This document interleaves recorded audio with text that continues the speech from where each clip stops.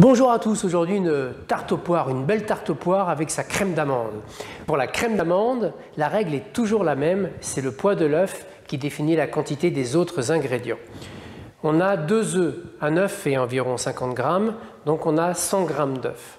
Pour la crème d'amande, il nous faut du sucre glace, de la poudre d'amande et du beurre.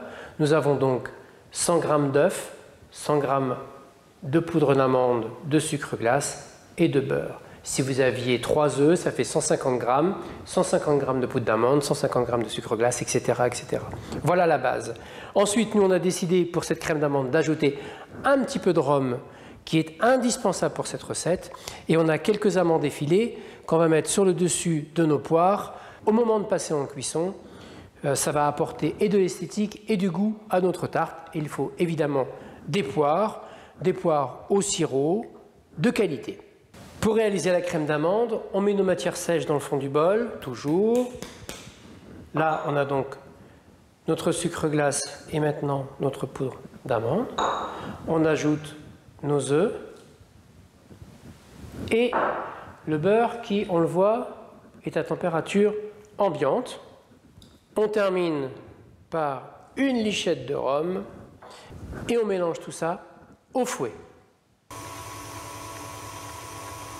Notre crème d'amande est bien mélangée, on la voit, bien lisse, bien onctueuse.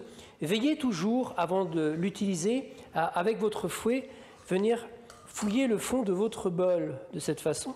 Parce que parfois on découvre un petit résidu de farine ou de poudre d'amande ou que sais-je encore. Et à ce moment-là, on se dit « Ah, j'ai pas assez mélangé ». Mais si vous avez déjà transvasé votre crème, c'est trop tard. Donc faites-le avant et ensuite mettez-la dans le fond de votre tarte.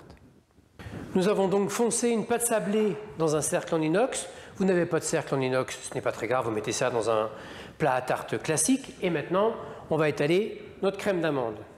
Une petite maryse, la crème d'amande.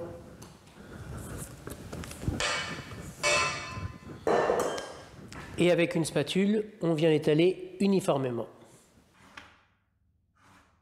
Notre crème d'amande est uniformément répartie sur notre fond de tarte. On place maintenant nos poires, les parties fines vers l'intérieur.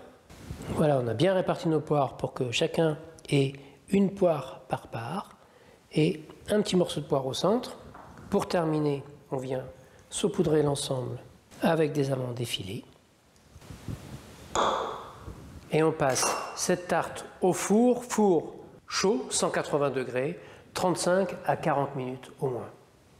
Et voilà, notre tarte est prête, bien cuite. On peut constater qu'elle est ferme sur la totalité de sa surface. Vous avez la possibilité, si vous le souhaitez, d'ajouter un petit nappage neutre ou un petit sirop réalisé à base de confiture d'abricot avec de l'eau. Mais on n'a pas toujours ça sous la main, donc servons-la au plus naturel. Relativement bien froid, c'est idéal pour profiter au mieux de cette très jolie tarte aux poires.